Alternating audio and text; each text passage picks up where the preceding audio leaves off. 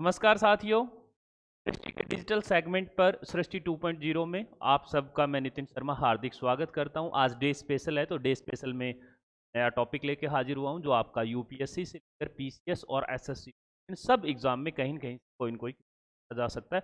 Mostly day special में ये रहता है कि आपसे थीम के बारे में पूछा जाता है या फिर ये किससे संबंधित है ये पूछा जाता है या थोड़ा बहुत मुख्यालय की बात की जाती है। तो इसके बारे में हम चर्चा करते हैं। जैसा कि आप मेरे पीछे थीम और ये पेज देख पा रहे हैं, इसमें आप देख रहे होंगे कि आज जो दिन है स्पेशल वो है विश्व बौद्धिक संपदा दिवस। 26 अप्रैल का दिन है दोस्तों। 26 अप्रैल के दिन विश्व बौद्धिक संपदा दिवस। अब ये जो प्रॉपर्टी जिसको कहते हैं, है ना, इसको कहते हैं इंग्लिश में वर्ल्ड इंटेलेक्चुअल प्रॉपर्टी डे, है ना। अगर हम इसकी बात करते हैं दोस्तों तो हम कैसे के बारे में थोड़ी सी चर्चा करते हैं। आप सबसे पहले एक चीज मुझे आप थोड़ा सा बताओगे कि आखिरकार प्रॉपर्टी क्या होती है। हम थोड़ा सा प्रॉपर्टी के बारे में जानते हैं।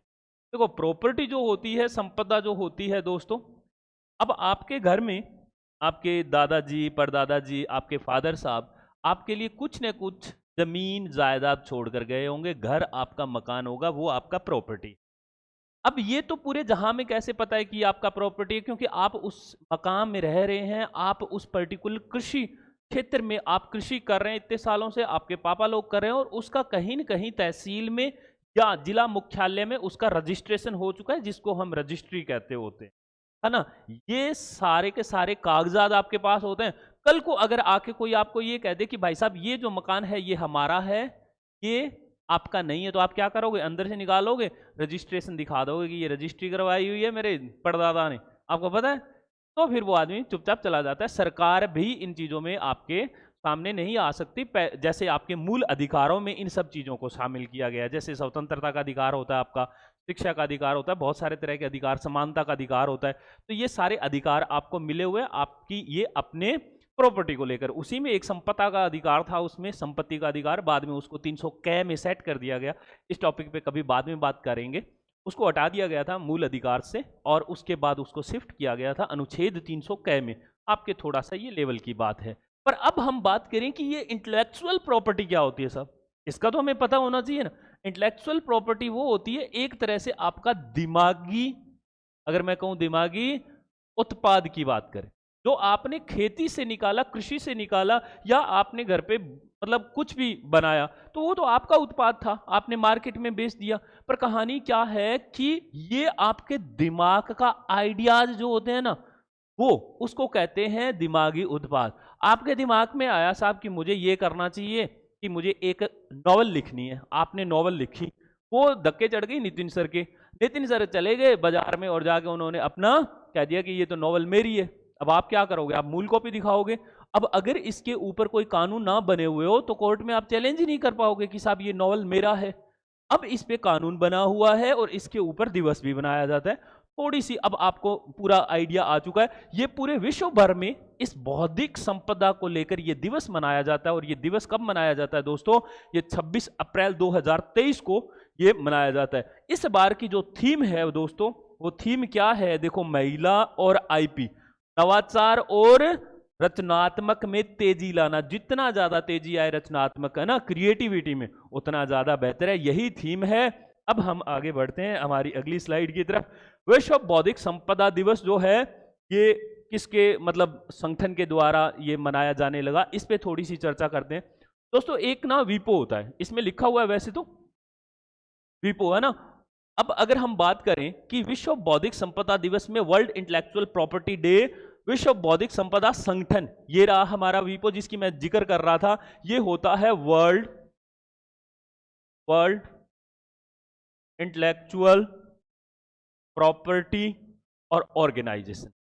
देखो, ये ऑर्गेनाइजेशन 1967 में एक जिनेवा नाम की जगह है साहब। जिनेवा कहां है? ये है स्विट्जरलैंड में।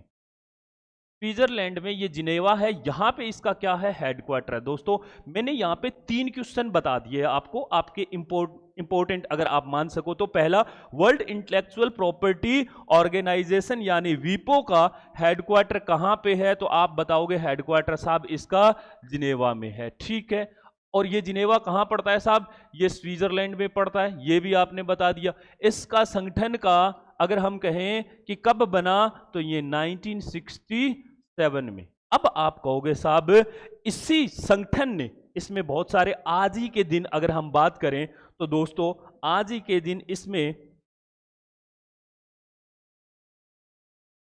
191 देश शामिल है। कितने देश शामिल है? 191 देश शामिल है। और भारत इस संगठन का हिस्सा कब बना, तो आप बता सकते हो 1975 1975 में भारत इसका हिस्सा बना है। अब आप कहोगे कि ठीक है, इन्होंने जो हमारे दिमागी जो उत्पाद होते हैं इसको, इस संगठन ने एक तो दिवस मनाना शुरू कर दिया और इन्होंने इसको रचनात्मक को बढ़ावा देने के लिए, ताकि आगे लोग और क्रिएटिविटी करें। जैसे कि मैं आपको बताता हूं ऐसा क्यों करा इस ऑर्गेनाइजेशन ने।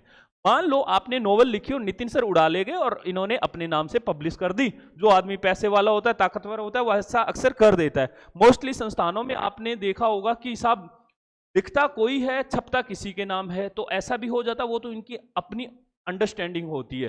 पर मार्केट में अगर आपने कोई पेंटिंग बनाई और वो पेंटिंग कोई और अपने नाम से बेच गया या मार्केट में उतार दी और इसके लिए कोई कानून या प्रावधान ना बने हो, तो क्या अगली बार आपका इसको लेकर मन करेगा? आप अंदर से, आपकी आत्मा मर चुकी होगी, क्योंकि आपने आत्मीयता के साथ, आपने अपनी पूरी लगन के साथ उस पेंटिंग को बनाया। उसका सारा क्रेडिट, उसका पूरा का पूरा हक आपका था और वो आपको नहीं मिला।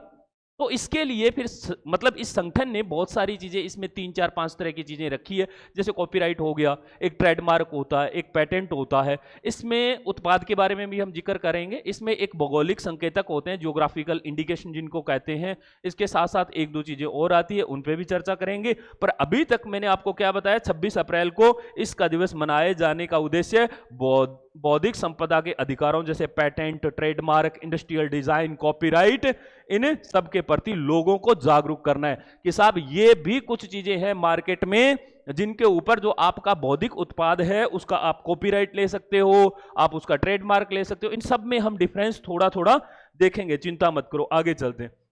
सबसे पहले बौद्धिक संपदा की बात करें तो किसी व्यक्ति अथवा संस्था द्वारा सर्जित कोई भी, जैसे संगीत हो गया, आप म्यूजिक बता दें, आपने कुछ नया, जैसे आप AR रहमान को ले लो, आप गुलजार साहब को ले लो।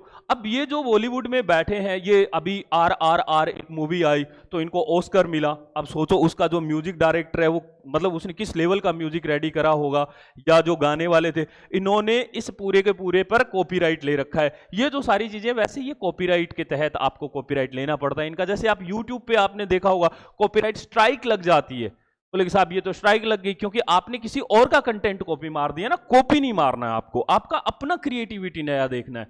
तो इसमें कला, खोज, नाम अथवा डिजाइन आदि उस व्यक्ति अथवा संस्था की बौद्धिक संपदा कहलाती है।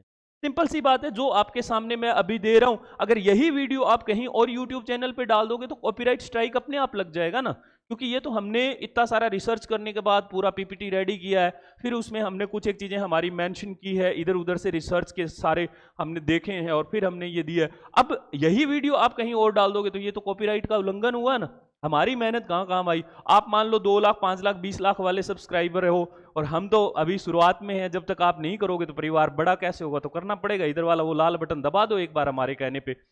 अब जब ये हमारा तो कोई धीरे धीरे देखेगा, पर उस आदमी ने जिसके 20-25 लाख या करोड़ सब्सक्राइबर है उसने डाल दिया, उसका तो एकदम धड़ल्ले से निकलेगा, बोले साहब क्या कंटेंट दिया है, मजा आ गया सुन के। अब वो क्रेडिट किसको मिलना चाहिए था? सृष्टि 2.0 को मिलना चाहिए था, पर नहीं मिला, इसीलिए ये कॉपीराइट स्ट्राइक लगता होता है ना। अब हम आगे चलते हैं थोड़ा सा। इसमें क्या होती है, बौद्धिक संपदा का अधिकार जो होता है, किसी व्यक्ति अथवा संस्था को अपनी इन कृतियों पर प्राप्त अधिकार को बौद्धिक संपदा अधिकार कहते हैं। उसकी अपनी कृतियां होती है, उसकी अपना जो कहते हैं कि साहब उसके हाथों से बनी हुई चीजें, उसके दिमाग में उपजा हुआ।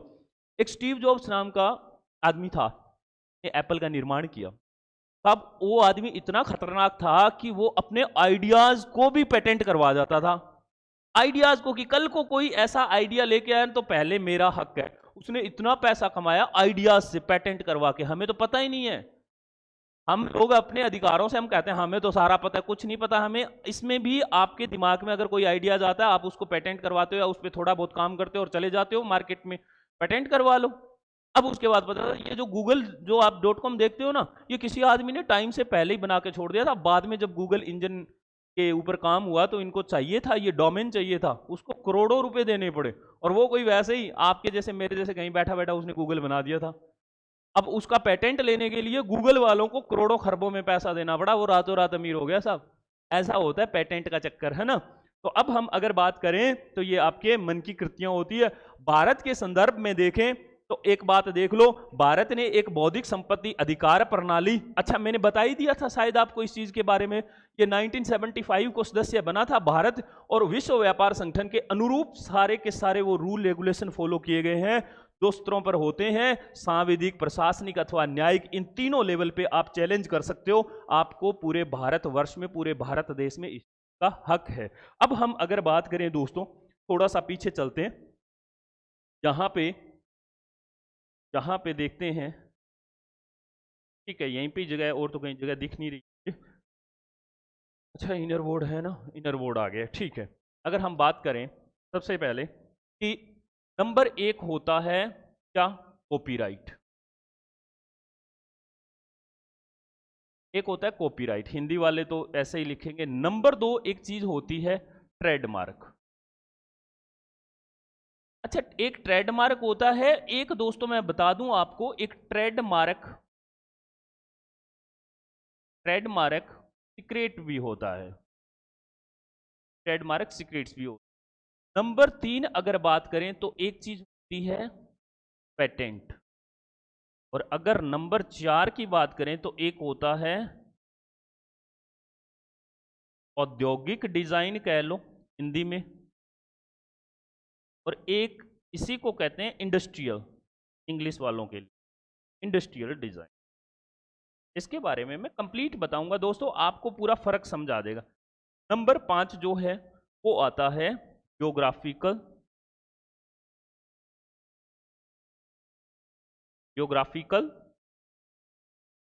इंडिकेशन, जीआई टैग जिनको आप बोलते हो ना, जीआई टैग, उसके बारे में हम चर्चा करेंगे तसल्ली से। देखो सबसे पहले कॉपीराइट को लेकर अगर आप सोचोगे तो मैं आपको बताता हूं दोस्तों, कॉपीराइट में क्या होगा कि जैसे आप कोई भी YouTube पे अपना कंटेंट अपलोड करते हैं, उस पर कॉपीराइट लगती है। आप समझ जाओगे, आप कोई भी ऑथरशिप की बात कर रहे हो, ऑथरशिप यानी कि आपके द्वारा लिखित या रचनात्मक किया गया है, वो आपके द्वारा किया गया है। जैसे कोई मूवी बनती होती है, जैसे अगर मैं बात करूं कोई बुक लिखी गई है, तो ये क्या है, ये सारा का सारा कॉपीराइट के अंडर में आके इसका उल्लंघन होता है। तो आप उस आदमी को चैलेंज कर सकते हैं, ये मेरा कंटेंट है, तू इसका इस्तेमाल नहीं कर सकता। दूसरा अगर दोस्तों बात करें ट्रेडमार्क की, ट्रेडमार्क में किसी भी इंस्टीट्यूट का जैसे लोगो हो गया, जैसे मैं आपको बताऊं कि सैमसंग एक मोबाइल है, सैमसंग का अपना एक लोगो है। एक और चीज देखो, सृष्टि का अपना लोगो है जो आपको यहां पे दिख रहा है, ये सृष्टि का लोगो है।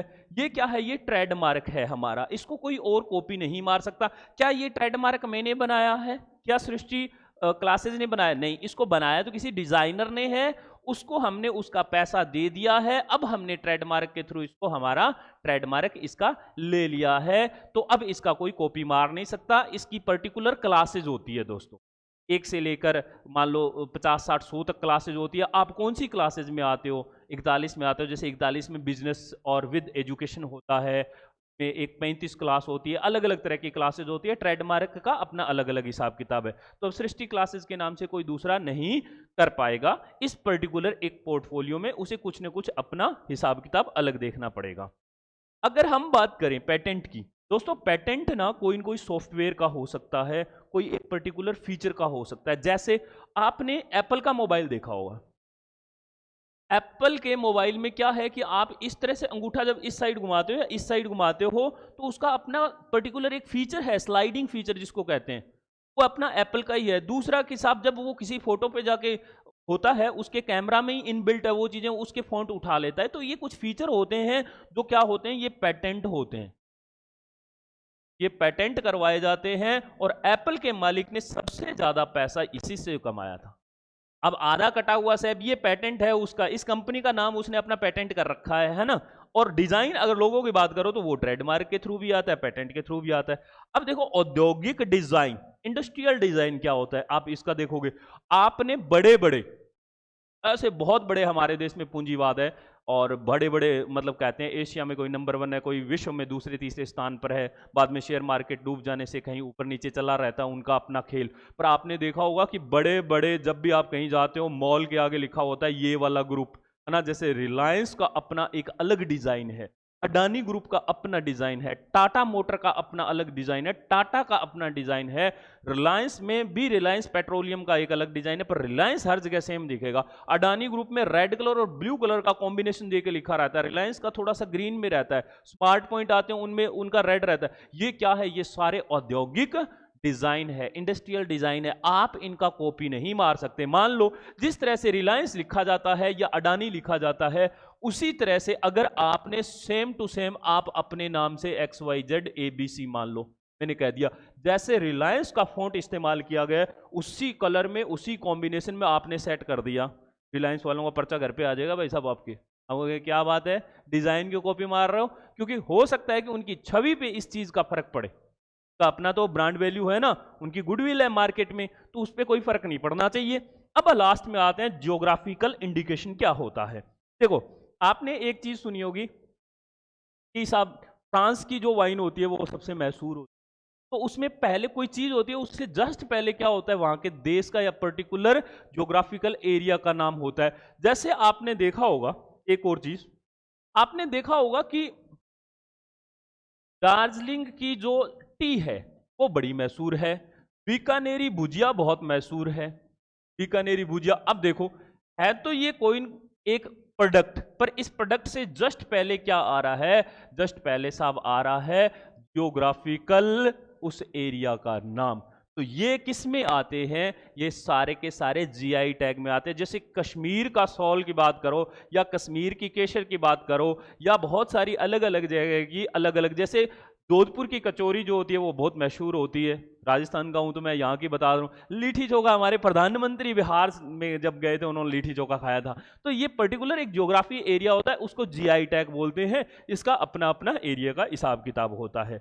ये था दोस्तों पूरा का पूरा हमारा लेक्चर बौद्धिक संपदा पे। हमें उम्मीद है कि ये आपके हर किसी तरह के एग्जाम में बहुत काम आने वाला है। बस थीम आप मत भूलना, महिला और आईपी वाला, जिसमें क्या है नवाचार और रचनात्मक जो है उसमें तेजी लाना, ये थीम है। 26 अप्रैल का दिन है और आपने अभी तक हमारा चैनल सब्सक्राइब नहीं किया है तो प्लीज आप कर दीजिएगा और इसे जितना ज्यादा हो सके इसे साझा कीजिएगा, यही हमारा हौसला है। इसके बाद आपको एक वीडियो और मिलने वाला है जो है रामानुजन पर। हमें पूरी उम्मीद है कि वो भी आपको बहुत पसंद आएगा। ज्यादा से ज्यादा शेयर करें। शुक्रिया, बहुत बहुत धन्यवाद।